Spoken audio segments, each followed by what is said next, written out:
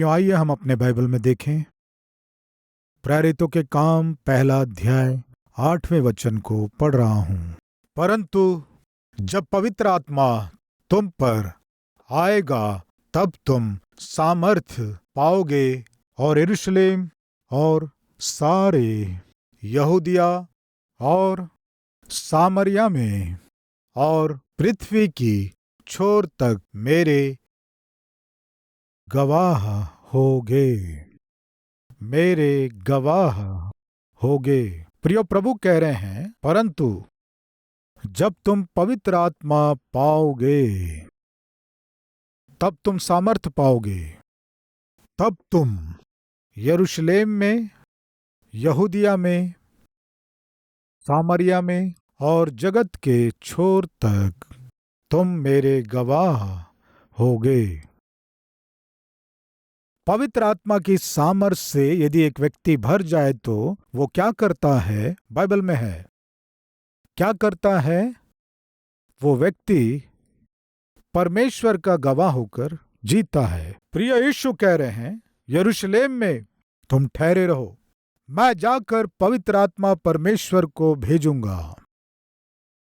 और जब तुम पवित्र आत्मा के सामर्थ्य से भर जाओगे, तुम्हारे जीवन में बदलाव को तुम देखोगे। यस, पतरस, याकूब, यूहन्ना ने बड़े बदलाव को देखे। कैसे? लूका के सुसमाचार में, मत्ती के सुसमाचार में हम देखते हैं वो क्या है कि प्रियो, वहां चेलों ने कहा यीशु हम तेरे लिए अपना प्राण दे देंगे। देखेंगे, आइए मत्ती उसका 26 अध्याय 33 वचन से पढ़ेंगे। इस पर पतरस ने उससे कहा, यदि सब तेरे विषय में ठोकर खाएं तो खाएं, परंतु मैं कभी भी ठोकर न खाऊंगा। 35वां वचन।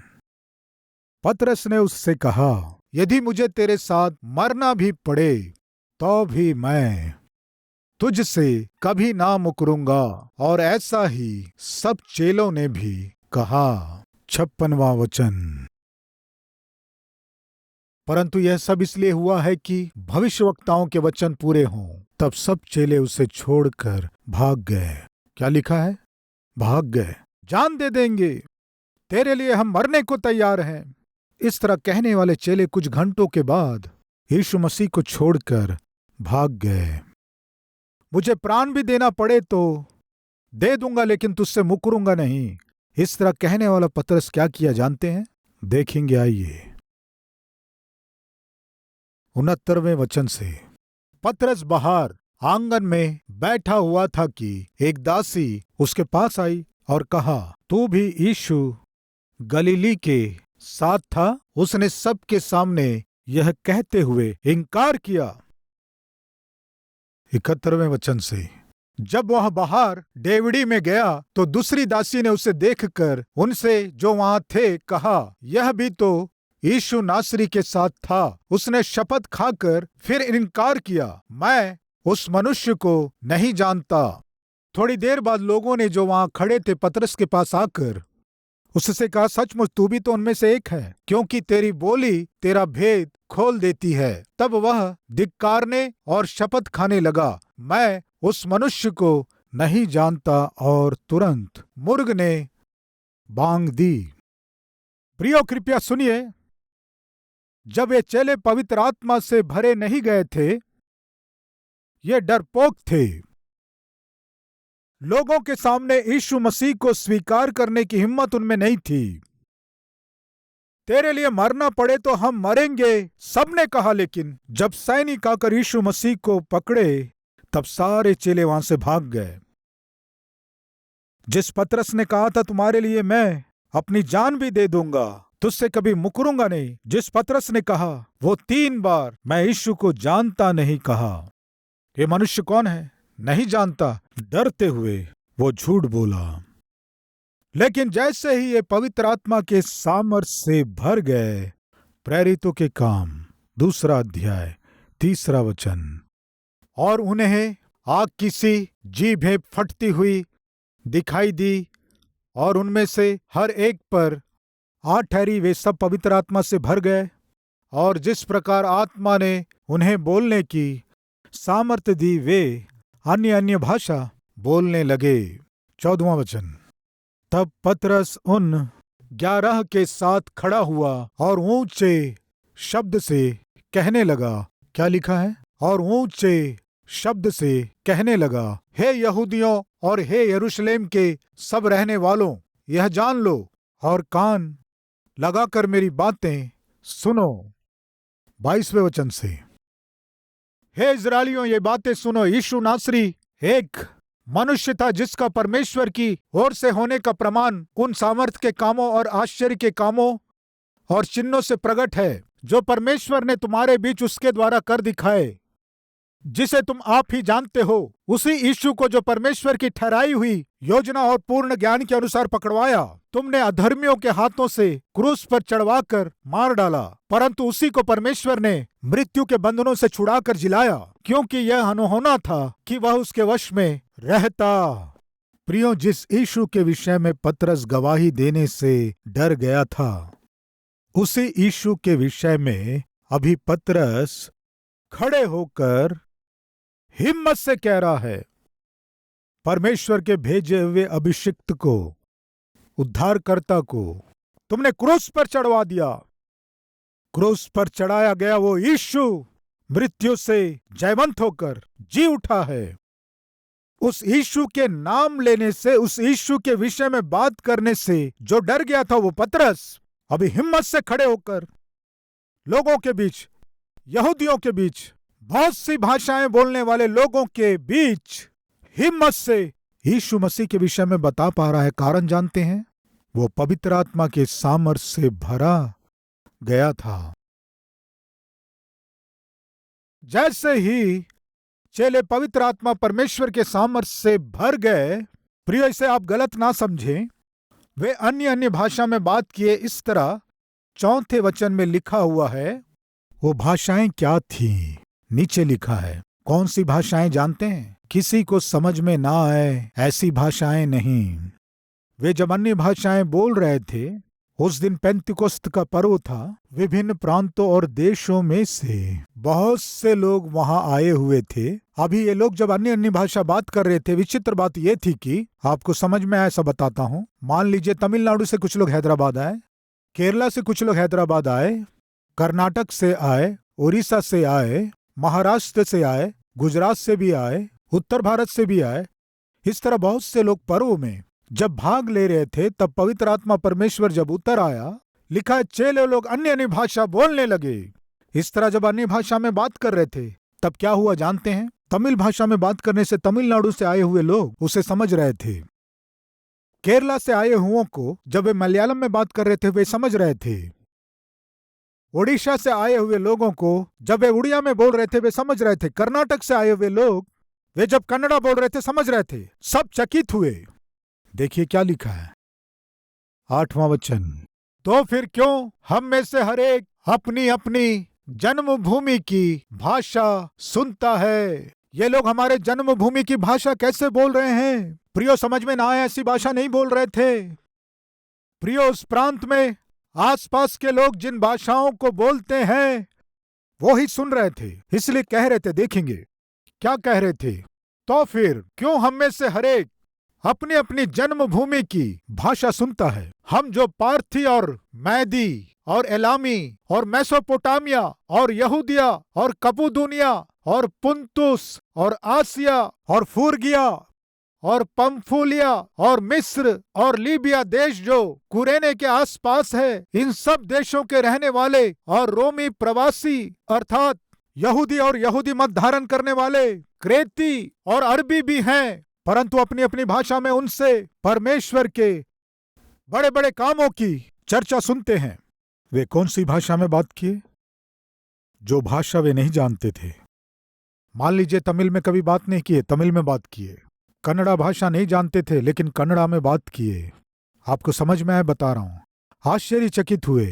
हम जिस देश से आए, हम जो भाषा बोलते हैं, ये लोग उसी भाषा में परमेश्वर की महिमा कर रहे हैं। यस, उस भाषा को वे बोले। प्रभु ने कहा, जब तुम पवित्र आत्मा के सामर्थ को पाओगे, तब तुम मेरे गवाह होगे। कौन है पवित्र आत्मा से भरे हुए? मसीह के गवाह होकर जीने वाले। ये है जो पवित्र आत्मा से भरे हुए व्यक्ति में दिखाई देने वाले लक्षण। दुख की बात यह है कि आज बहुत से लोग पवित्र आत्मा से भरे जाने का मतलब है जोर जोर से तालियां बजाना। पवित्र आत्मा से भरा जाना यानी कंट्रोल के बिना चिल्लाना और छींकना। पवित्र आत्मा से भरा जाना यानी कूदना और उछलना, यही पवित्र आत्मा से भरा जाना है। सोचकर जो बाइबल में नहीं है ऐसी बातों को आज बहुत से लोग कर रहे हैं। प्रियो, आज बहुत से लोग सोचते हैं उछलना कूदना चीखना चिल्लाना पवित्र आत्मा से भरा जाना है। प्रियो, कलवरी टेम्पल में उछलते कूदते नहीं है। इसीलिए बहुत से लोग सोचते हैं कि कलवरी टेम्पल में पवित्र आत्मा परमेश्वर नहीं है। प्रियो, यदि पवित्र आत्मा परमेश्वर ही नहीं होते तो एक कलीसिया का इस तरह से उन्नति कर पाना बिल्कुल संभव नहीं हो पाता। पवित्र आत्मा परमेश्वर ही नहीं होते तो एक पापी का मन फिराना संभव नहीं होता। पवित्र आत्मा ही नहीं होता तो एक घुमक्कड़ शराबी वेश्याओं के साथ संगति करने वाला व्यक्ति कैसे मन फिराता। अपने पापों के निमित्त पश्चाताप करना संभव नहीं होता।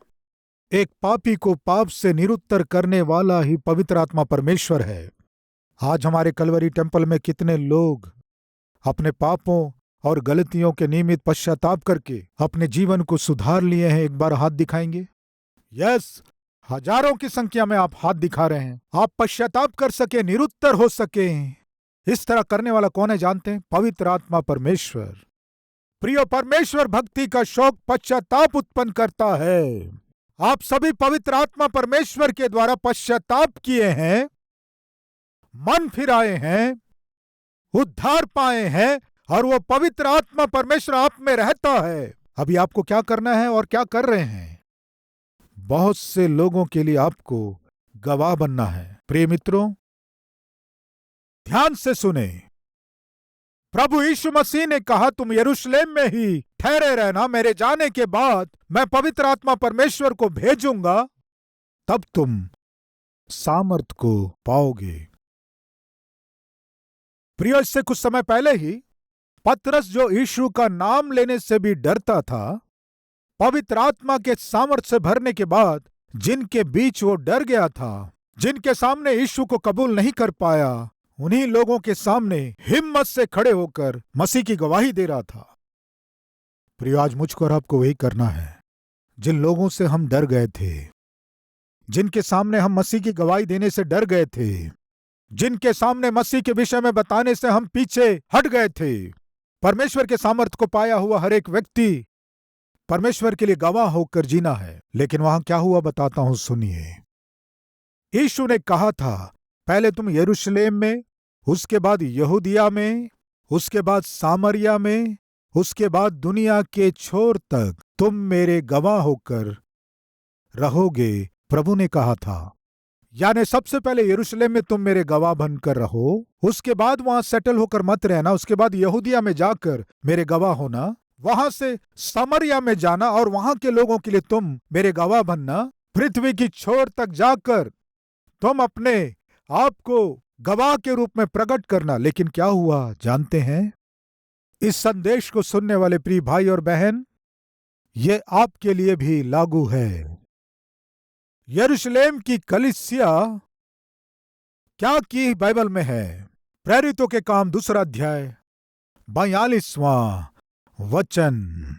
और वे प्रेरितों से शिक्षा पाने और संगति रखने और रोटी तोड़ने और प्रार्थना करने में लौलीन रहे। अद्भुत है। प्रेरितों की शिक्षा यानी वचन, संगति, रोटी तोड़ना, उतना ही नहीं प्रार्थना करना, इन चारों खंभों के ऊपर वे अपने आत्मिक जीवन का निर्माण किए, आदि की कलीसिया का निर्माण किया। अद्भुत है। एक कलीसिया को निश्चित रूप से ये 4 खंभों की आवश्यकता है। वचन की शिक्षा, संगति, प्रार्थना और रोटी तोड़ना, ये चारों मूल स्तंभ हैं। विश्वास करने वाले की मंडली एक चित्त और एक मन की थी। कोई भी अपनी संपत्ति को अपनी नहीं कहता था, सब कुछ साझे में था। प्रिय, बहुत अद्भुत है। लेकिन एक बात भूल गए वे। क्या है जानते हैं? तुम्हें यरूशलेम में, उसके बाद कहां जाना है? यहूदिया को जाना है, उसके बाद सामरिया को जाना है, उसके बाद पृथ्वी की छोर तक जाकर तुम मेरे गवाह बनो। प्रभु कहने से ये लोग सब यरूशलेम में बहुत अच्छे से शिक्षा पाते हुए, वचन सुनते हुए, रोटी तोड़ते हुए, संगति करते हुए बड़े आनंद और खुशी के साथ वहीं स्थिर हो गए। सुनिए प्रिय भाई और बहनों, प्रियो, आदि की कलीसिया इन 4 बातों को करते हुए आनंद से जब आगे बढ़ रहे थे, तब क्या हुआ जानते हैं? वे यीशु मसीह की आज्ञा को छोड़ दिए थे। यीशु मसीह ने क्या आज्ञा दिया था? पहले यरूशलेम में, उसके बाद यहूदिया में, और उसके बाद सामरिया में, उसके बाद पृथ्वी की छोर तक तुम जाकर मेरे गवाह बनो। इस तरह प्रभु कहने से हम तो अच्छे हैं ना, हम आत्मिक हैं ना, हम परिवार के साथ सेवा कर रहे हैं ना, हम प्रार्थना करते हुए, हम रोटी तोड़ते हुए, दाखरस पीते हुए प्रभु की मेज में शामिल हो रहे हैं ना, हम सुख से, शांति से, आत्मिकता से है ना, ये काफी है। ये सोचकर आदि की कलीसिया यरूशलेम में ही स्थिर होकर रह गए। प्रियो, जैसे ही वे यरूशलेम में स्थिर हो गए, यीशु मसीह की दी गई आज्ञा को वे अनसुनी किए। परमेश्वर क्या किए जानते हैं? एक भयानक क्लेश को, एक भयानक कष्ट को कलीसिया में अनुमति दिए। उसके बाद क्या हुआ? प्रेरित 8 अध्याय 1 वचन से, उसी दिन यरूशलेम की कलीसिया पर बड़ा उपद्रव आरंभ हुआ और प्रेरितों को छोड़ सब के सब यहूदिया और सामरिया देशों में तितर बितर हो गए। उन दिनों में कलीसिया में बड़ा उपद्रव, शिक्षा पाने में, संगति रखने में, रोटी तोड़ने में और प्रार्थना करने में, इन 4 अद्भुत आत्मिक पिलर्स के ऊपर अपनी कलीसिया को वे बनाए। अच्छा था, लेकिन वे भूल गए सुसमाचार को आगे लेकर जाना। वे भूल गए यीशु मसीह के सुसमाचार को और लोगों तक पहुंचाना और दूसरे प्रांत तक पहुंचाना वे भूल गए। यहूदिया को भूल गए, सामरिया को भूल गए, पृथ्वी की छोर तक जाना है इस बात को भूल गए, यीशु की दी गई आज्ञा को वे भूल गए। क्या हुआ जानते? उपद्रव, आदि की कलीसिया में उपद्रव हुआ। लोग तितर बितर हो गए। भयानक उपद्रव होकर आदि की कलीसिया को इधर उधर तितर बितर कर दी। यरूशलेम की कलीसिया प्रियो इधर उधर तितर बितर हो गई। जो तितर बितर हुए, बाइबल में क्या लिखा है जानते हैं? जो तितर बितर हुए, हाँ, वे लोग कहां गए? यहूदिया। और कहां गए? समरिया। हाँ, 4 वचन 8 का 4, जो तितर बितर हुए थे वे सुसमाचार सुनाते हुए फिरे। कुछ समझ में आया आपको? आप उद्धार पाए, आप पवित्र आत्मा की सामर्थ्य से भर दिए गए, आप प्रार्थना कर रहे हैं और संगति में भी हैं, रोटी भी तोड़ रहे हैं, सब अच्छा है, लेकिन ना भूलें, नाश होने वाले लोग यहूदिया में हैं, नाश होने वाले सामरिया में हैं, नाश होने वाले पृथ्वी की छोर तक हैं। तुम जाकर उन्हें सुसमाचार सुनाओ। इस तरह यीशु के दिए गए आज्ञा को वो अनदेखा किए। सुनिए कलीसिया, आप उद्धार पाए हैं, प्रार्थना कर रहे हैं, परमेश्वर की संगति में हैं, रोटी भी तोड़ रहे हैं, इतने में सीमित ना रहें। मेरे लिए इतना काफी है, मेरा परिवार ठीक है, मेरी आत्मिकता ठीक है, ये सोचकर वहीं स्थिर मत होना। अगर वहीं स्थिर हो जाएंगे तो सुनिए, परमेश्वर उपद्रव भेजने वाले हैं, आप तितर बितर हो जाएंगे। आदि की कलीसिया के ऊपर परमेश्वर उपद्रव भेजे। क्यों जानते हैं? वे परमेश्वर की आज्ञा को छोड़ दिए थे। क्या थी प्रभु की आज्ञा?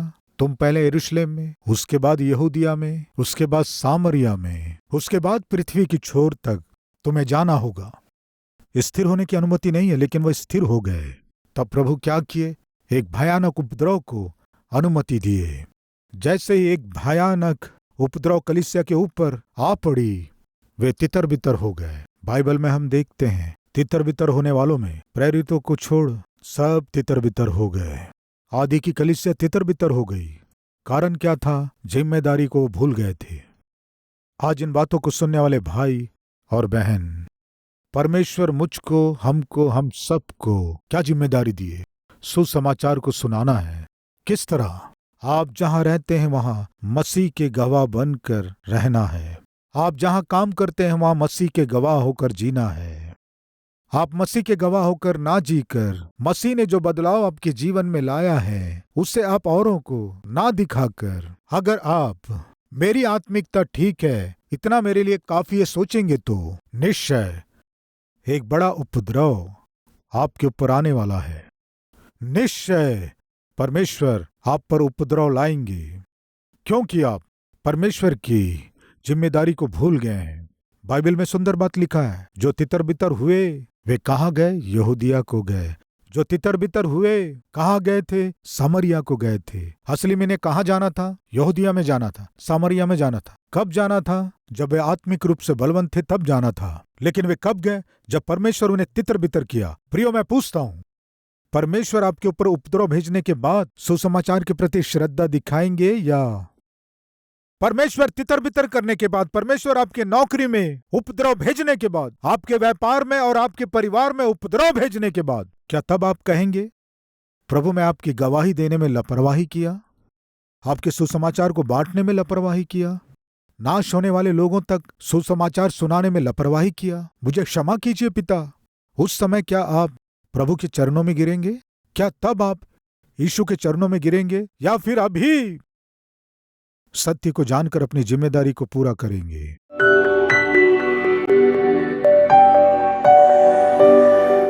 पवित्र परमेश्वर पिता, सीधे और स्पष्ट आप हमसे बात किए।